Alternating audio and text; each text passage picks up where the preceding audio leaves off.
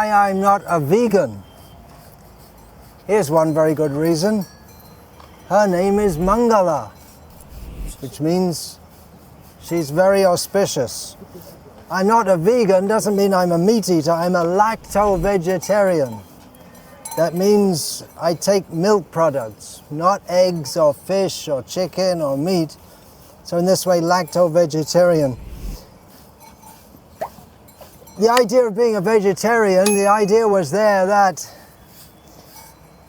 you don't want to be cruel to animals. That's a very good reason for being a vegetarian. But then the vegan movement came up and said, hey, look, even the dairy, you take milk products, but the cows, they're treated very badly.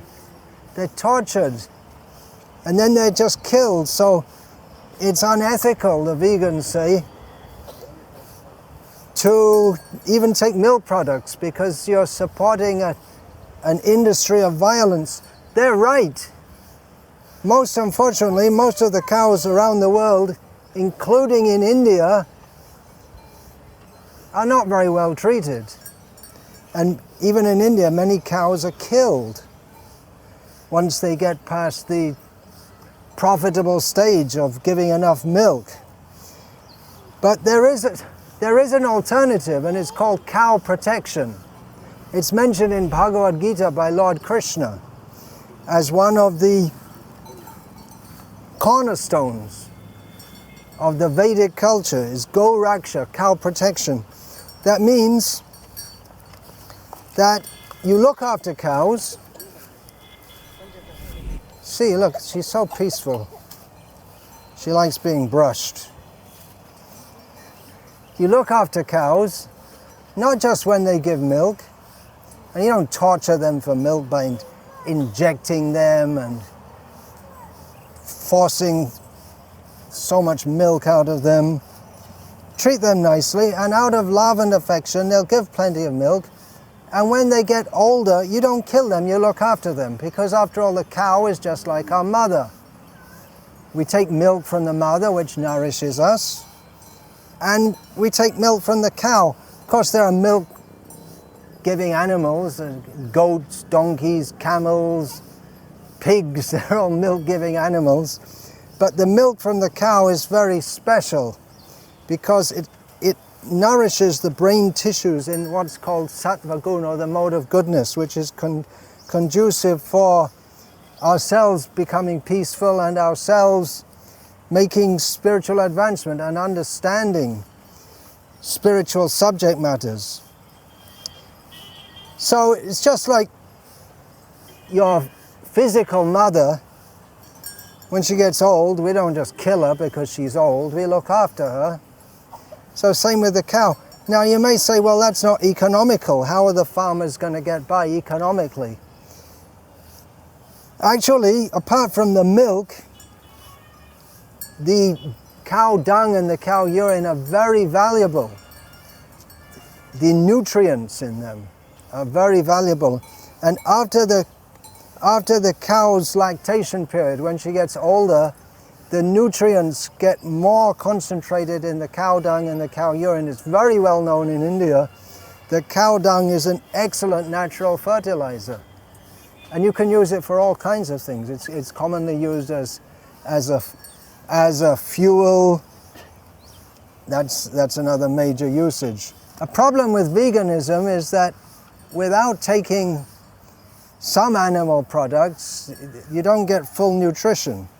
Krishna, God, nature arranged that we as humans, we need some nutrients which naturally comes from, well, if you're a meat eater, you get it from meat, along with all the bad karma.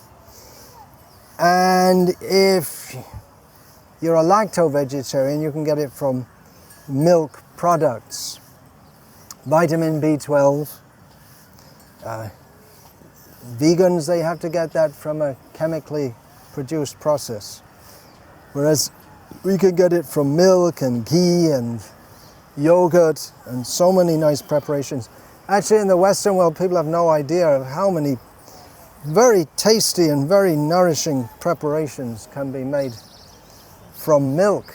and milk products. So there is an alternative to veganism whereby you can take milk products and not be violent, and it's actually much better because cows, they like to be looked after. You see, they're quite happy.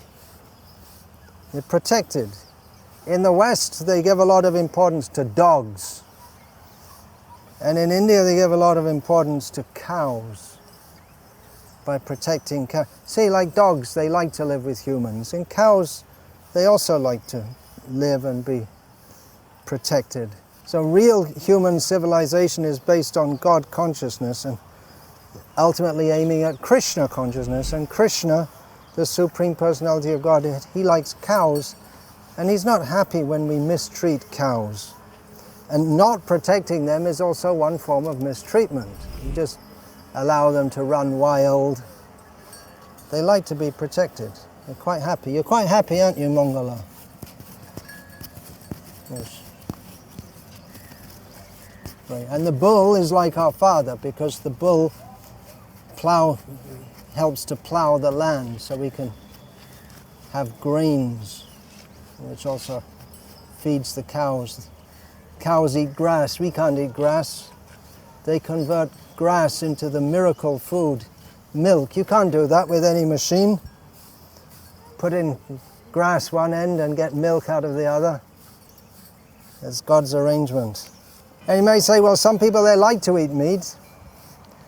It's not so good, but it is a fact that many people like to eat meat. Well, if you like to eat meat, we can make a deal with you. We'll give you beef free, but we won't kill the animal. How are you going to do that? Well, naturally they die in due course, and then you can take. You will give, if you like to eat, we'll give afterwards. There could be so many arguments for or against veganism, but here's one good alternative. It seems vegans didn't think about it. They say don't take milk products because you're supporting a violent dairy industry, but dairy production doesn't have to be violent. There's an alternative, non-violent dairy production. Is that right, Mongala?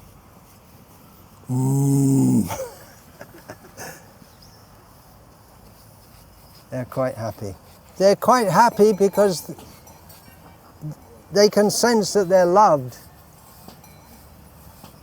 They also feel pain. Why would you want to give pain to anyone? Unnecessarily. Humans don't need to eat meat. They feel quite protected.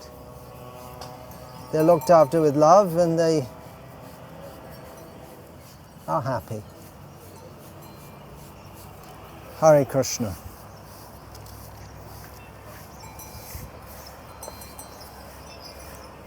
Hare Krishna, Hare Krishna, Krishna Krishna, Hare Hare, Hare Rama, Hare Rama, Rama Rama, Hare Hare, Hare Krishna, Hare Krishna, Krishna Krishna, Hare Hare, Hare Rama, Hare Rama, Rama Rama, Hare Hare, Hare Krishna, Hare Krishna, Krishna Krishna, Hare Hare, Hare Rama, Hare Rama, Rama Rama, Hare Hare, Hare Krishna, Hare Krishna, Krishna Krishna, Hare Hare, Hare Rama, Hare Rama, Rama Rama, Hare Hare, Hare Krishna, Hare Krishna, Krishna Krishna, Hare Hare. Hare Rama, Hare Rama, Rama Rama, Hare Hare, Hare Krishna, Krishna Krishna, Hare Hare, Hare Rama, Rama Rama, Hare Hare. Bhaja Shri Krishna Chaitanya,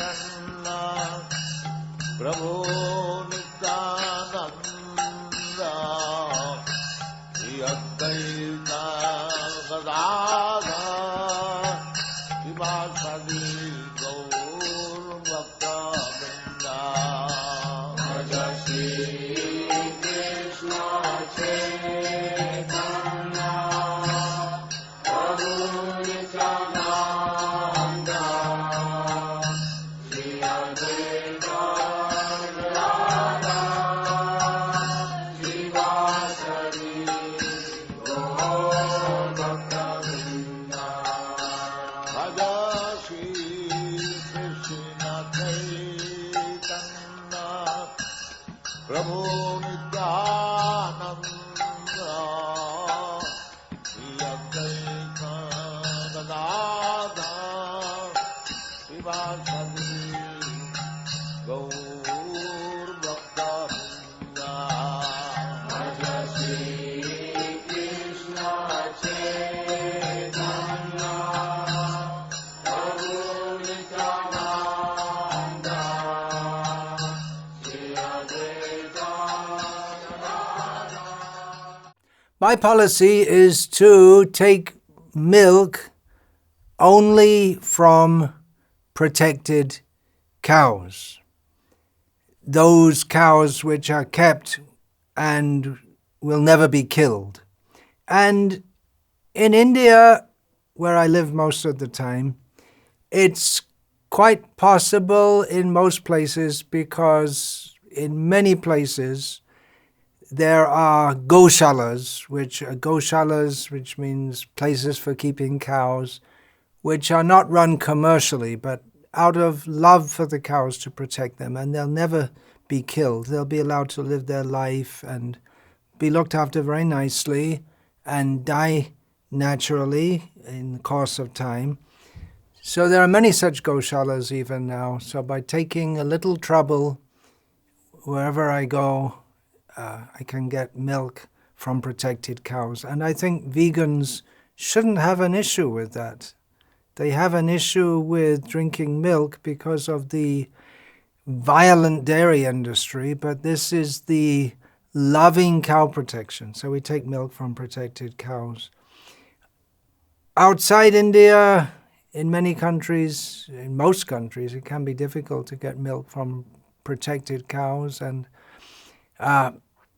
in most countries of the world, the only places where cows are protected are at centers of the International Society for Krishna Consciousness, where they keep cows and protect them. And one of the important functions of this Krishna Consciousness movement worldwide is to demonstrate the religious principle of protecting cows, which, if that is done, will bring about a tremendous change in human society, because so much bad karma is generated by animal slaughter in general, by cow slaughter in particular.